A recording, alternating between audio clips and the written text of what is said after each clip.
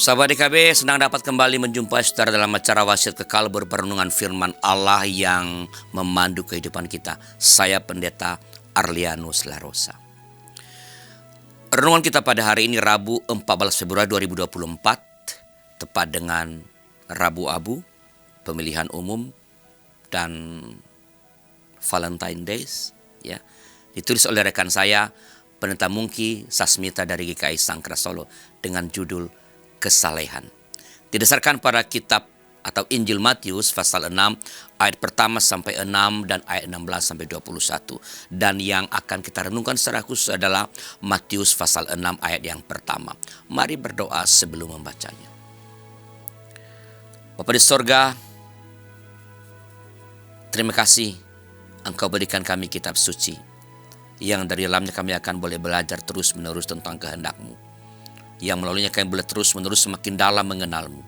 Biarlah momen kali ini tak kami sia-siakan, melainkan kami sungguh-sungguh gunakan supaya pengenalan kami kan Tuhan semakin mendalam dan kehendak Tuhan semakin kami ketahui. Berkatilah seluruh yang akan kami lakukan, utamanya ketika membaca Alkitab, mendengarkan firman Tuhan, supaya firman Tuhan itu boleh sungguh-sungguh menguasai kami. Dalam nama Tuhan Yesus. Amin. Matius 6 ayat pertama demikian firman Tuhan.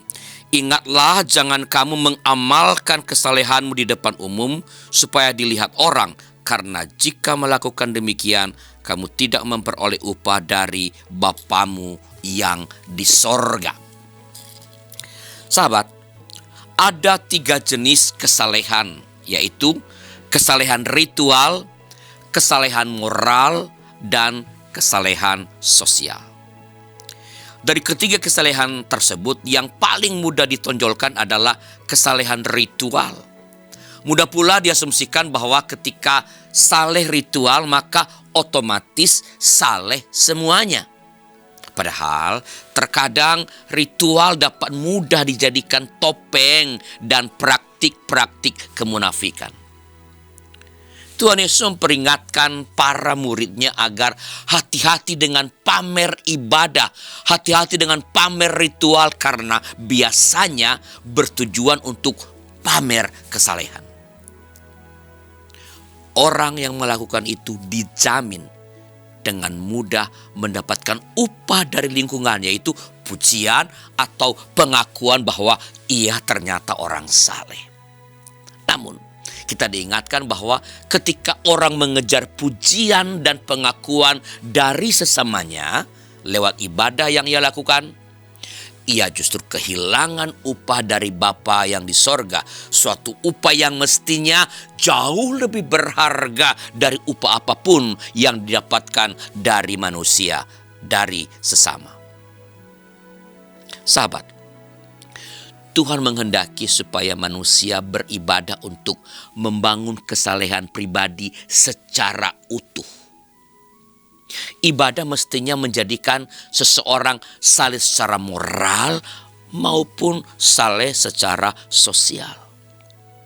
Karena ibadah pada dasarnya adalah membangun relasi yang akrab antara umat dengan Tuhan.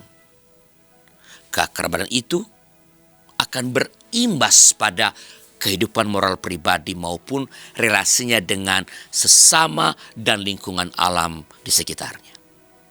Itu sebabnya ketika praktik ibadah menyimpang, maka ibadah itu pun gagal untuk mewujudkan tujuan utamanya. Ia menjadi ibadah yang sia-sia. Mari kita berdoa. Tuhan, terima kasih kembali Tuhan ingatkan kami agar kami tidak hanya mementingkan kesalehan-kesalehan ritual, melainkan juga kami manifestasikan itu dalam sikap moral yang baik, dalam tindakan-tindakan yang etis, dalam perhatian kami, kepedulian kami terhadap sesama dan lingkungan di sekitar kami. Tidak mudah untuk saleh sekaligus secara ritual, moral, sosial, tapi dengan pertolongan Roh Kudus, kami percaya kami dapat menunjukkannya bukan untuk membanggakan diri, melainkan supaya hal-hal yang berkenan kepada Tuhan dapat sedikit demi sedikit kami wujudkan dalam kehidupan kami. Terima kasih Bapak atas kesempatan renungan pada hari ini. Berkati seluruh para sahabat DKB yang bersama dengan kami belajar di firman Tuhan pada hari ini. Berkati mereka ketika mereka sedang berada dalam keadaan susah, sedih. Hiburkan mereka Tuhan. Ketika mereka sedang bergumul mengenai pekerjaan, Engkau tolong mereka, kuatkan mereka, dan tunjukkan jalan bagi mereka untuk mendapatkan pekerjaan atau usaha-usaha yang bisa mereka kerjakan.